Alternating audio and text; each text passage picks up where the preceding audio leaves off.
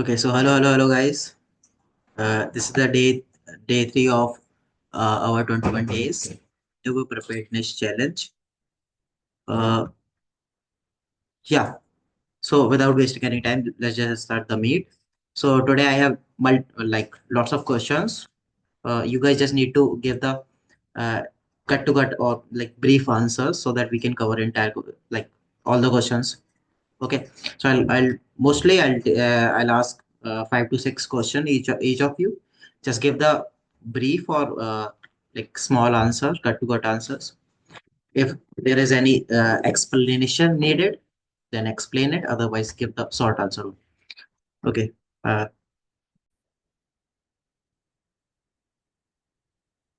एक minute.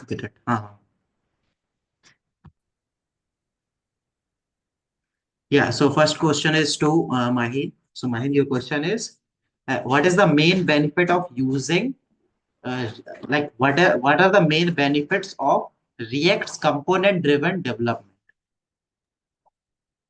Okay, so my question is, what is the benefit of the React components, right?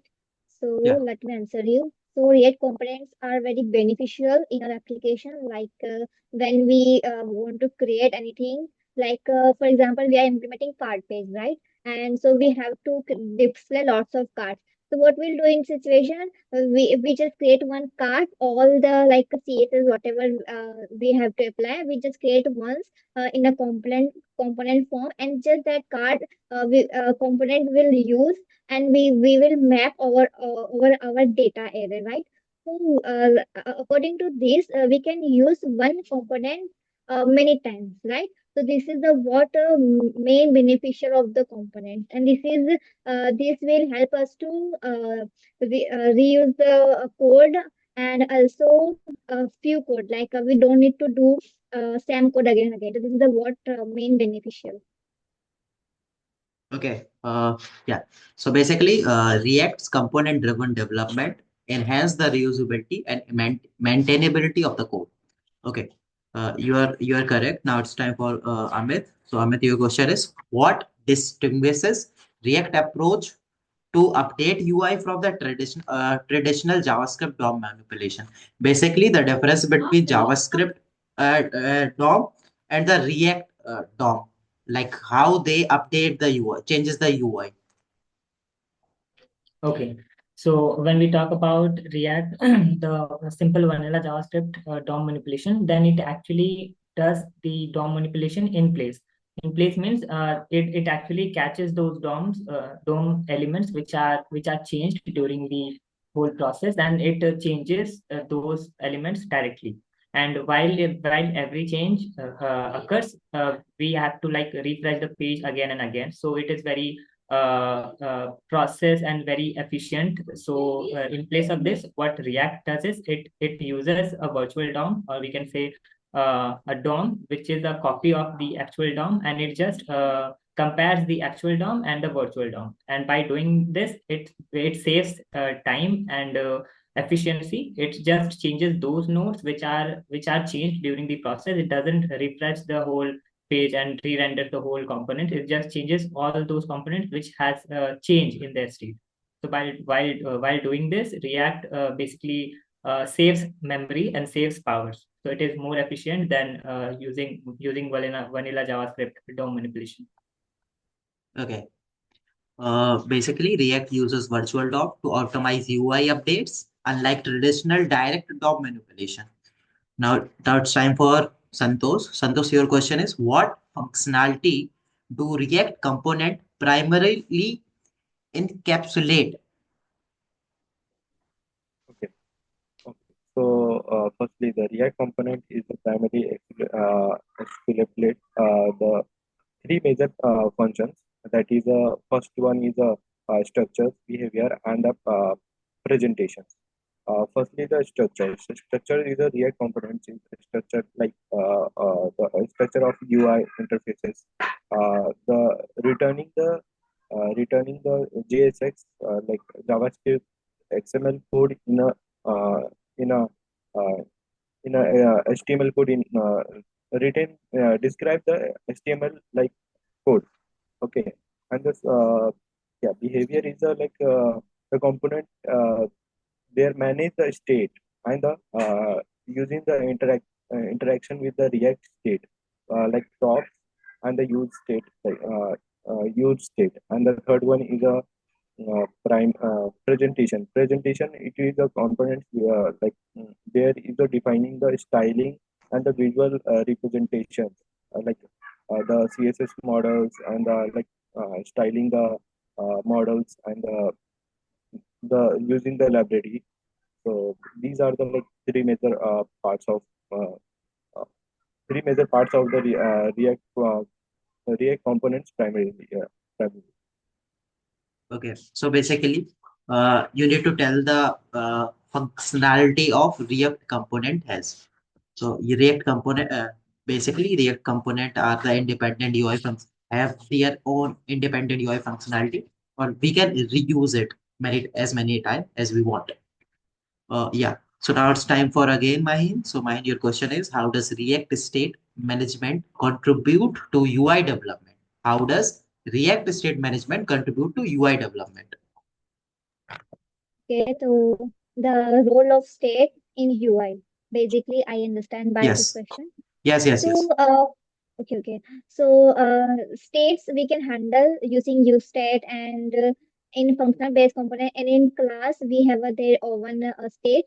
So in UI, for example, I have a one component counter, for example. When if I use one state, whenever my state will update or something changes in my state, so it will render my whole UI. So this is what the impact of state in UI. So this is what I know. That's it. Okay. You're correct. I'll tell you again. So basically, by synchronizing the UI with our application, state is dynamic updates. All the states dynamically update. Basically, to synchronize our UI with our entire code. So now it's time for Amit. What is the key advantage of using JSX in React? What are the key advantages of using JSX in React? Yeah. So, JSX, the main two motives, or you can say significance of using JSX in our normal code is first is readability. Whenever we use JSX, it seems more easier to read. We can read the tags, and along the way, we can also integrate JavaScript code in between. So while we can see the codes and like JavaScript and HTML at the same place, so it improves the code readability for the programmers. First thing. Second thing is that we can use one JSX, create one component, and we can use that code again and again. So while using JSX components, we can actually use or reuse the components again and again in different places. And the third thing I can say that it is very easier to debug code because JSX and JavaScript code and HTML are at the same place beside one another.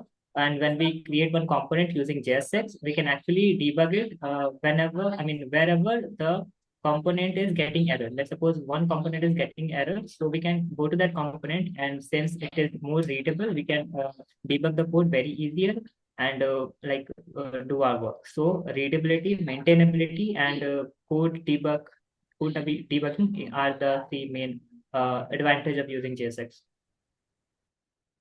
Okay, so basically you told entire things about JSX.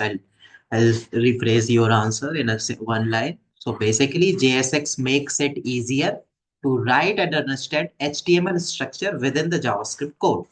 So now it's time for Santosh again. So Santosh, your question is, in React, how can inline styles be applied within the component?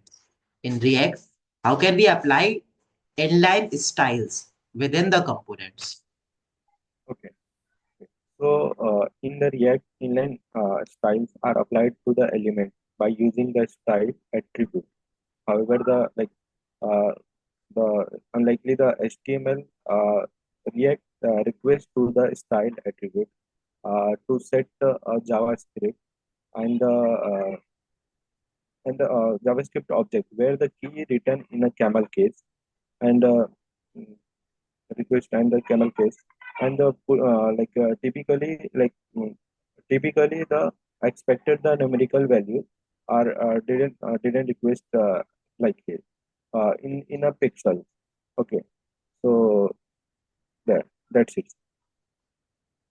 Okay, so basically we can implement inline styling of the component by using by applying style directly within the JSX using a JavaScript object. So like every time when we want to apply the styling within the direct to the inline styling direct to the component, we use a JavaScript object. Inside that object, we apply the styling part of. Okay. So yeah, now this is the third round. Start from the Mahin. So Mahin, your question is which of tell me. Wait a second.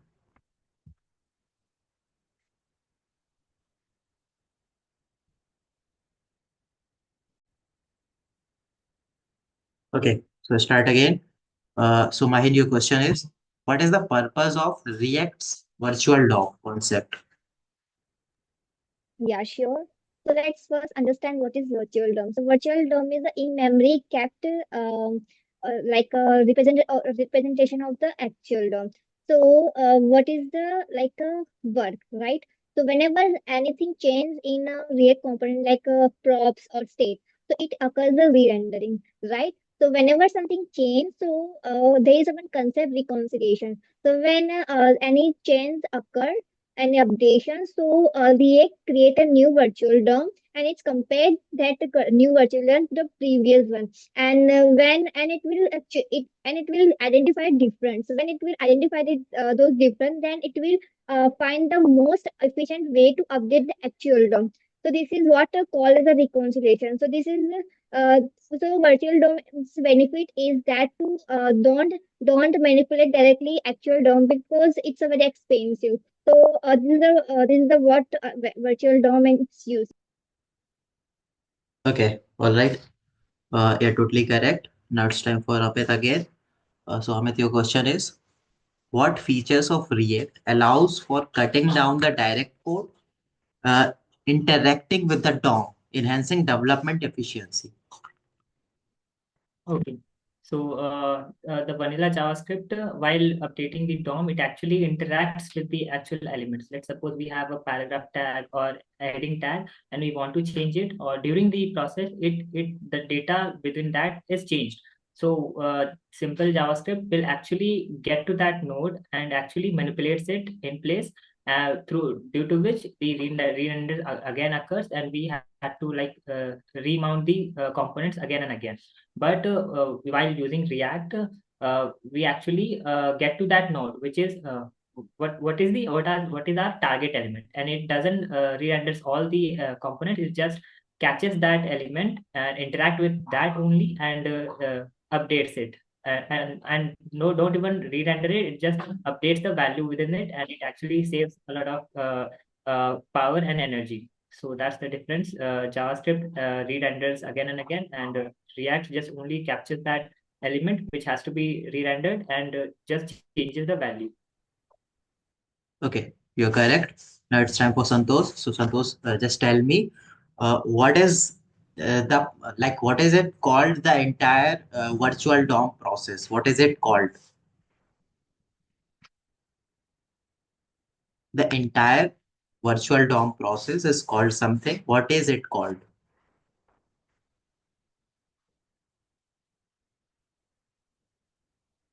Okay, virtual DOM. Virtual DOM is a uh, in React there are two DOMs in a virtual and the one No, is no, a you don't need to tell the entire virtual DOM process. You just need to tell the what is it called the entire virtual DOM process to make a lightweight copy of a DOM. Like entire process is what it calls.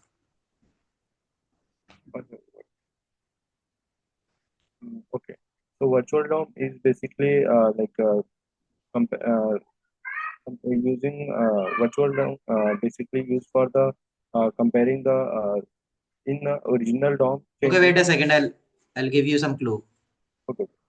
Mahin has already told about what it calls the entire process. So yeah, if you know, just tell me. Otherwise, the question goes to Amit.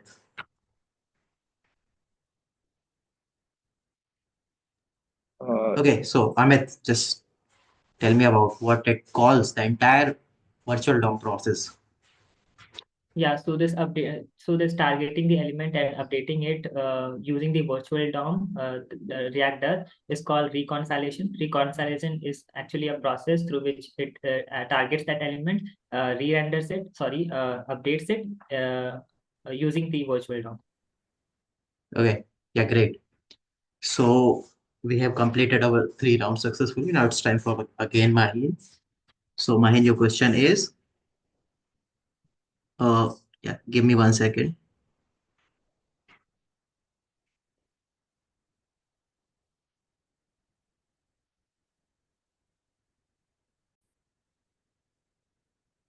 So okay, so Mahin, your question is, what is the significance of using conditional rendering in React? Okay, conditional rendering.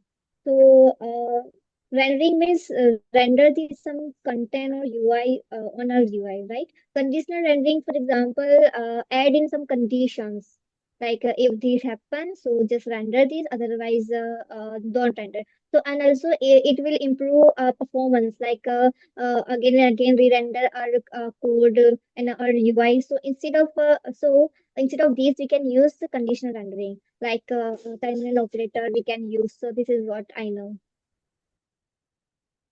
Okay, yeah, you are correct. Now it's time for Amit. So Amit, basically you just need to tell about what are the benefits of like what does React's component based architecture primarily offers? What are the benefits of using this component based structure in React? What are the benefits of using this? Yeah.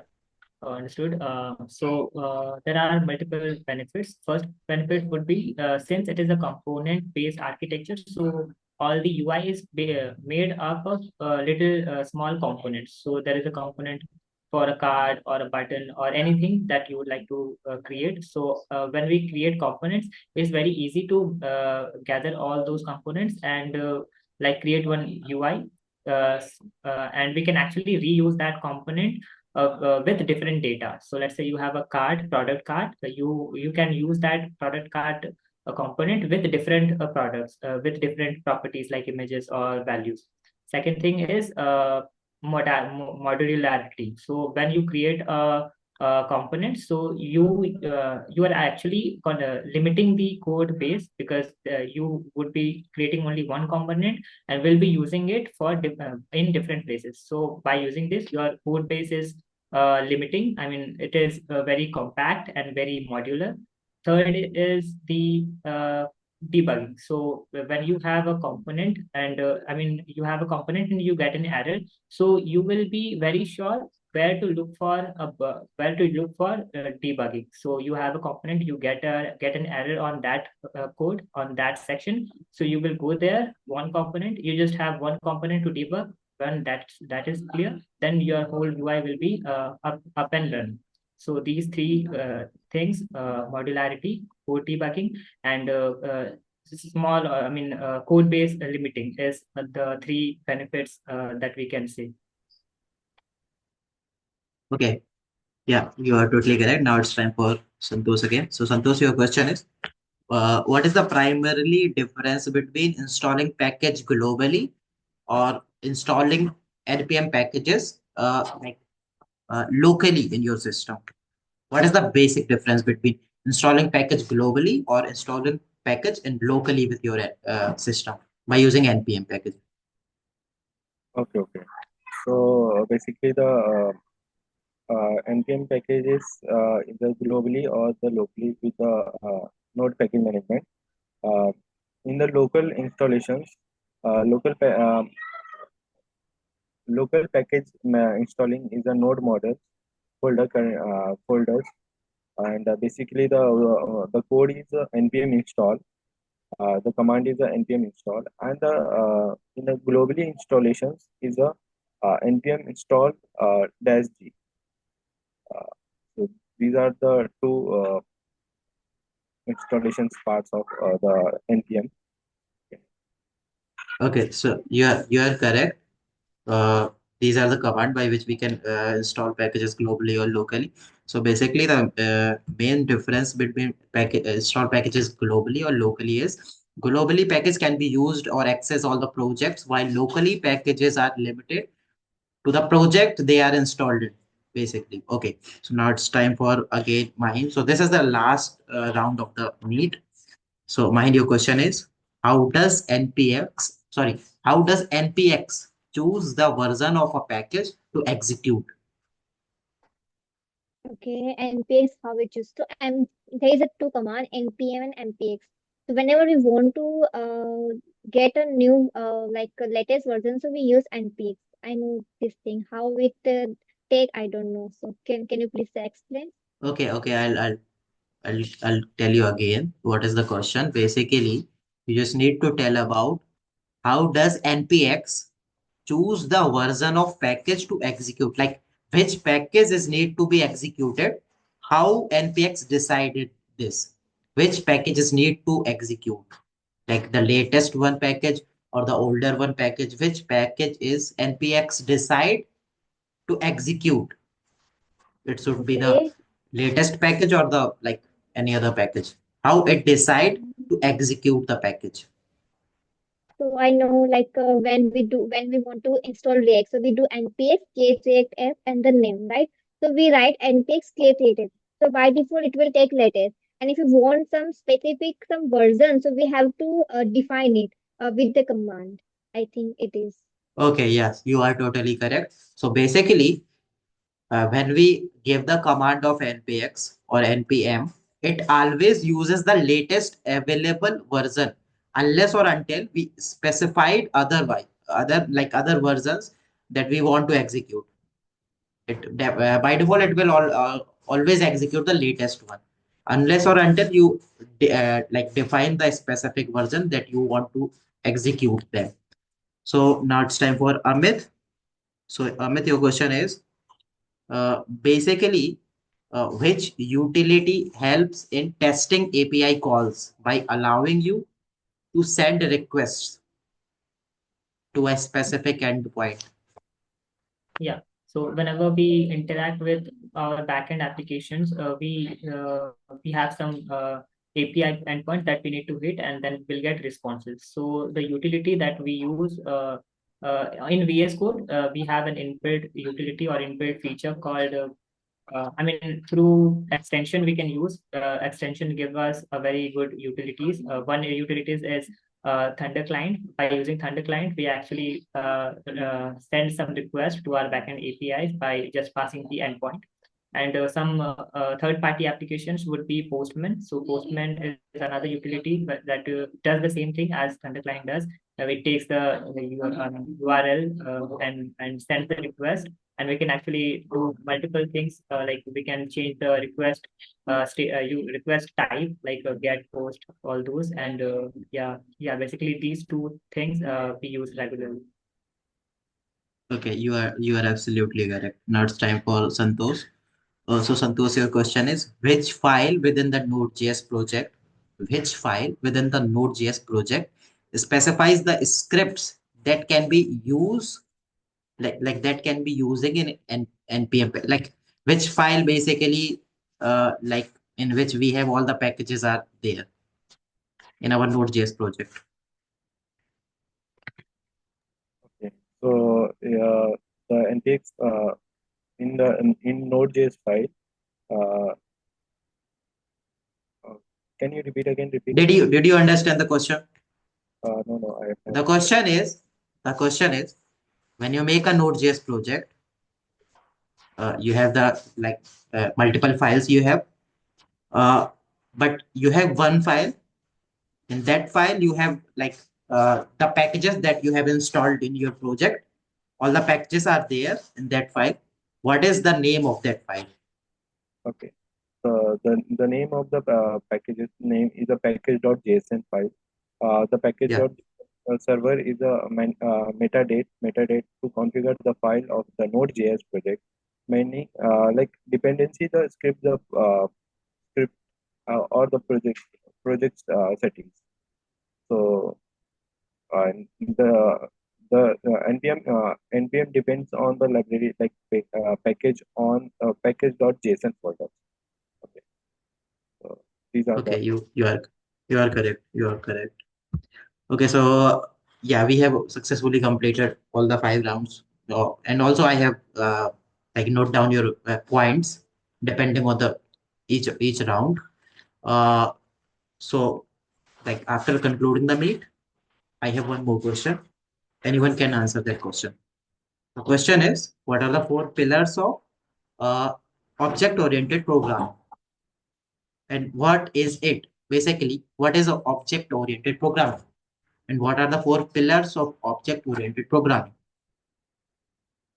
You guys can answer. Like, you can raise your hand. If you have the entire like correct answer, you can answer.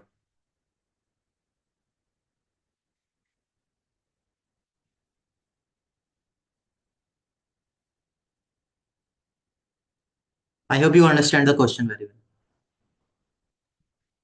Okay. Yeah, So I would like to answer. yeah, Amit, go ahead. Yeah. So one pillar is encapsulation. So here what it does is we make classes, and by making classes we extend those. I mean, we use that classes to create multiple instances of object. So when we make classes and we define properties, so we those properties are actually bound to that class only. So we cannot use that property outside of the class. So this is called encapsulation. So basically, we encapsulated the properties and methods to be used within that class only. Second, I can say is inheritance. So whenever we use a class, and by there are some methods which we can extend that class to another class. So when we extend the class 1 to class B, then that class B is also, it can use the methods and properties of the first class. So this is inheritance. And there are also called abstraction and polymorphism, but I don't know much about those. I was very familiar with these 2 pillars only. Okay. Yeah, you are totally correct. Now it's time for concluding the meet. Yeah, we have successfully completed our day 3 of this entire 21 days interview preparedness challenge. We will meet you guys. We will meet you guys tomorrow again with the new questions. And also we have one more thing. We have a guest like feature in our meetings. You can join us as a guest. We have a form. Just fill the form. The form you will get by the description. You will get the link of the form. Fill that form and join us as a guest and like be the part of the meet. Yeah, thank you guys. We will meet you guys tomorrow.